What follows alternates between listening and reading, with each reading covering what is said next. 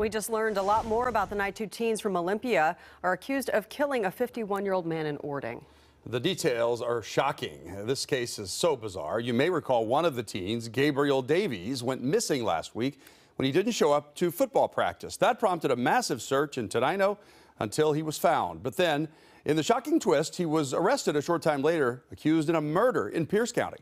And now court documents are revealing that he's the son of the victim's ex, and he's saying that he was threatened harm unless he committed the crime.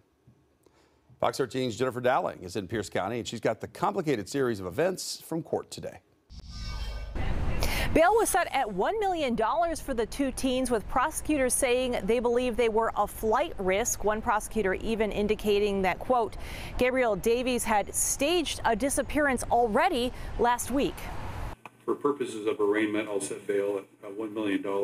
Attorneys for Gabriel Davies and Justin Yoon entered not guilty pleas as they listened to the charges of murder 1 and 2 read against them. Is that your correct date of birth on the charging document?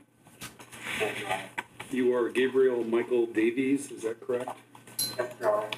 Deputies said they found the victim dead with gunshot and stab wounds in his Orting home Thursday after coworkers hadn't seen him in around 4 days. We had information about possible suspects on Thursday morning, but we needed to continue to work on processing the scene. Before the victim was found, this was the picture that launched days of frantic searching for Gabriel Davies. The Thurston County Sheriff's Office said at that time he was an Olympia High School athlete that had disappeared under suspicious circumstances. Prosecutors citing that in court. There's concern for a flight risk. Court documents state his truck was found on Tilley Road South with blood on the steering wheel and the driver's door panel. He was found the following day, and he and Justin were arrested Friday. In terms of additional conditions, there would be no contact with family members, standard conditions of no possession, use or possession of firearms, no contact with his co-defendant. Court documents also state that Gabe's father called law enforcement and told them that he was involved in the victim's death, saying his son was approached by the victim's biker buddies to steal something from the victim's residence.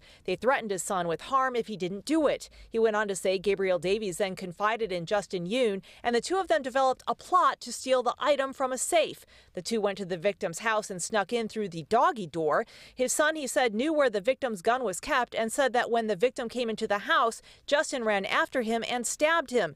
He said then Gabe said he heard a gunshot and he went out into the garage to get the item out of the safe when he heard a second gunshot. Of concern for the state in this is the level of planning that was exhibited by the defendant and his co-defendant. Documents also state that Davies' father said his son claimed the victim's biker buddies followed him Wednesday and pulled him out of his vehicle on Tilley Road, and the blood in his truck was from the bikers smashing his face against the interior. The defendant staged his disappearance after the crime.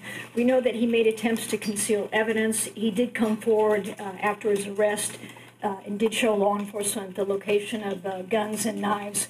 But I think overall his actions are of concern. The judge today said that the defense could argue for a lower bail at a different hearing. The next court date is scheduled for October 6th. Reporting in Tacoma, Jennifer Dowling, Fox 13 News.